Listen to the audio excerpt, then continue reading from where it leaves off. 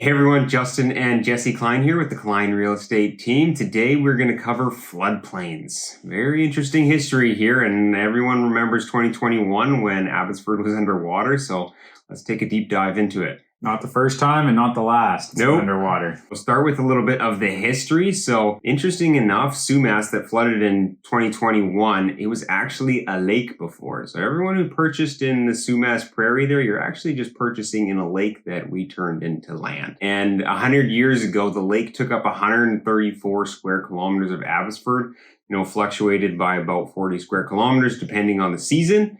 But in the 1900s, the European settlers said there was enough mosquitoes. They had to get rid of it. Kids literally had to stay inside for 6 weeks in the summer because the mosquitoes were so bad. And livestock was dying from the mosquitoes. They were literally losing too much blood. It's crazy. Yeah, I didn't think that was possible, but apparently it is. It's like Winnipeg. Yeah. So in 1925, the lake was drained and they made the Vetter Canal and Sumas pump station, which diverted the Sumas River into 4 different creeks. So we've had 3 major floods in the lower mainland and Greater Vancouver area. First one dating back to 1984, and this was the largest one ever recorded. It stretched all the way from Harrison into Richmond, and areas like Annacis Island were completely underwater. In 1948, there was another massive flood due to snowmelt that covered a lot of the lower mainland. Thankfully, we had a lot more infrastructure in place, a lot more dikes and pump stations, which mitigated the damage on this one. Queensborough actually managed to get away without any flooding. However, parts of the Fraser Valley that are in flood zones, as well as Chilliwack, were underwater. And in 1990, the Sumas Prairie flooded again. You can see Castle Fun Park in this picture. They got a couple feet of water. And this one was actually due to a river in the States that flooded over its banks. So it's actually not just the rainfall or the snowmelt to worry about, but areas like the Sumas Prairie, they're trying to return to their natural state. The water just wants to get back in there. And then, of course, in 2021, we had our November flood from those atmospheric rivers. 100 meters of dikes broke and 1,100 homes were evacuated. 630,000 animals died. That's a lot of chickens. So who's at risk to floods? Well, there's a few different areas, and Chilliwack's one of the largest ones. On the north side of the highway, downtown Chilliwack, not Sardis. Sardis is mostly out of the floodplain, but downtown Chilliwack, mostly in it. And you're going to see in these maps here that as we progress over the next 80 years until 2100, the predictions for the floodplain areas are going to continue to get worse and worse and worse. So areas like Richmond, by 2100, they actually expect most of the city to be within a 100-year floodplain.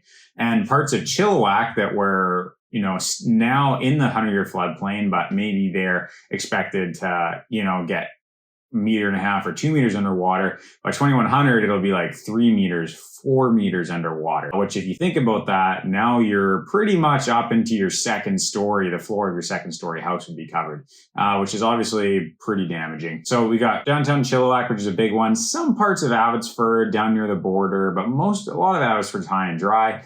Parts of Pitt Meadows will be, projected to get into the floodplain near 2100. Queensborough already in the floodplain. And if you're buying a new home there, you actually notice, we sold one there recently, builders are putting like a 3, 4, 5 foot crawl space below the house. So you actually walk up the steps to your front door. Your main level is like 4 or 5 feet off the grade and then unfinished area beneath. And that's so that there's a bit of room there so that, you can get a few feet of flooding before it actually damages the finished part of your home.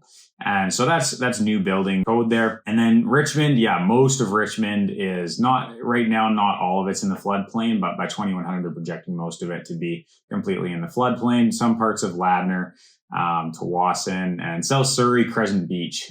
Crescent Beach is currently in the floodplain. And similar to Queensborough, if you go there, you'll see some of the new homes, they're building them on like 5, 6 foot crawl spaces, these kind of like unfinished basement areas. And it kind of looks funny, but that's what they're doing so that these homes can withstand, potentially the idea of a flood there. For reference, when we say 100-year flood, that means a flood that would typically happen every 100 year, 200 years, similar. So there's actually a 500-year flood, and that one happened in 1984.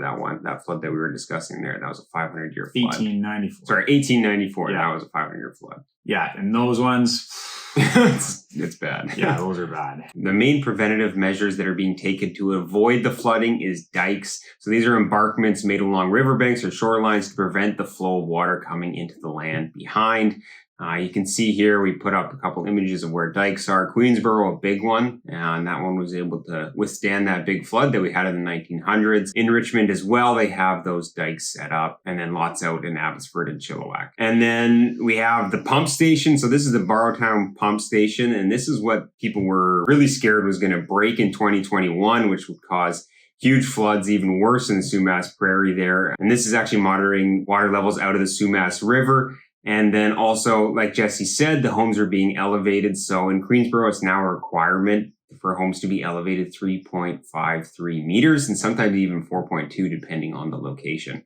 So if you're buying an older home in that area at 0 meters, it's it's a bit risky. Whenever we show buyers homes in the floodplain or they'll send us the listing, we usually let them know before we even go look at it, hey, this is in the floodplain. Are you still interested? A lot of people just immediately are like, we're not comfortable with that, understandably. But some people say, hey, well, what's the options? Can I get insurance for it? And how it works is different insurers have different policies, but in general, they're going to grade different areas and zip codes from 1 to 6. And it's an internal thing. So it's not like there's a list you can go find online, but what you can do is you can go call an insurance broker like Shill Insurance, Westland Insurance, or whoever's local to you and say, hey, this is the address for the home I'm thinking about buying. Can you look it up in your company database, give me a quote and see how they classify this?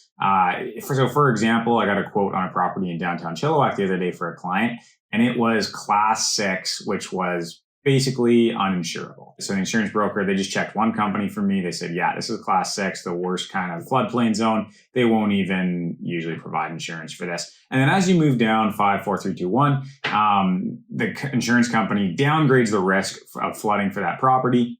And sometimes they will provide it, but obviously the higher risk, the more expensive the policy is going to be. So if you are looking to purchase a home in the floodplain, we highly recommend getting inspection. We always recommend getting inspection, but make sure your inspector is well equipped to inspect floodplain homes.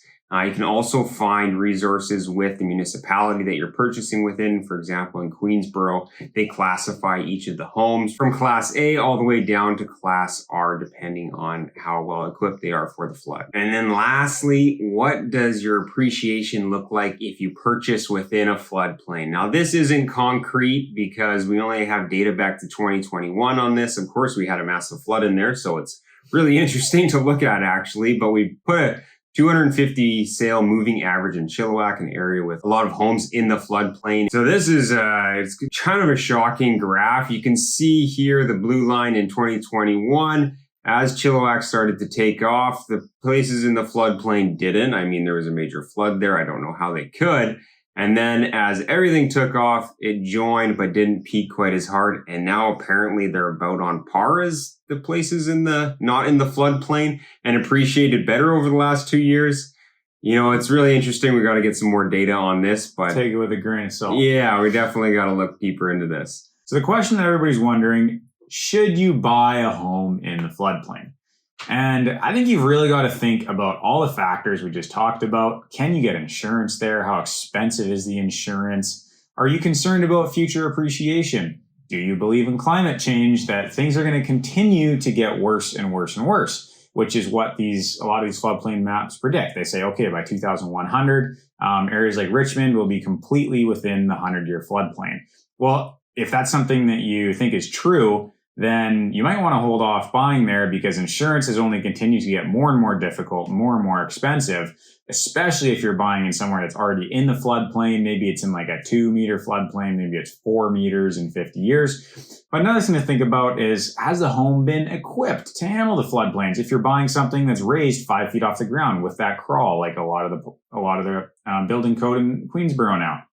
Well, you can withstand a pretty hefty-duty flood before your home starts to sustain any kind of serious damage.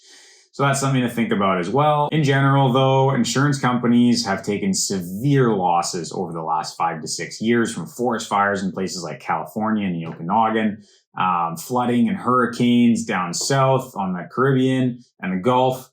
And even in BC here, from water damage claims from condos, people flooding their toilets, pipes bursting, all that kind of stuff. The insurance industry is not in great shape right now. They're backing off from a lot of riskier properties, and insurance costs are going up like 20, 30% a year in a lot of areas. So it is a tender time in terms of buying a property that has a larger insurance risk. And I think you really do have to think about, even if you can get insurance now, will you be able to get it in the future? I think you have to be comfortable with the answer being no if you are buying one of these higher risk properties. And then if you can't get insurance for a property, how does that affect long-term appreciation? Well, it's probably not great. I think you also need to think about how long you're going to be holding this property. If you have a 10-year timeline, well, do you really have to worry about the floodplain maps for 2,100? Maybe not, right? But then again, when I think about 10 years ago, we do seem to have a lot more crazy weather events every year now than we did even 10 years ago. So maybe it does continue to get higher risk actually year over year. Certainly it does seem that way. Could just be bias or recency thinking too. Something to think about: future potential to build on the property. If you want to do a $300,000 reno potentially in 10 years, if this is your forever home, okay, well, are you going to be comfortable putting all that money into improvements? Maybe you're building a $1.5, $2 million new house, or you're putting $300,000 or $400,000 into a reno. Well, that's all improvements that you're risking to a flood, versus if you're buying a $150,000 improvement value older home from the 1970s, a 2,000 square foot BC box that isn't a dump, but also isn't in brand new condition. Well, you're risking a little bit less, right? If you get a flood, it's not quite as much to fix that. All right. So if you liked our videos, if you have any questions, leave them in the comments below or give us a call. We're always happy to talk, and don't forget to subscribe.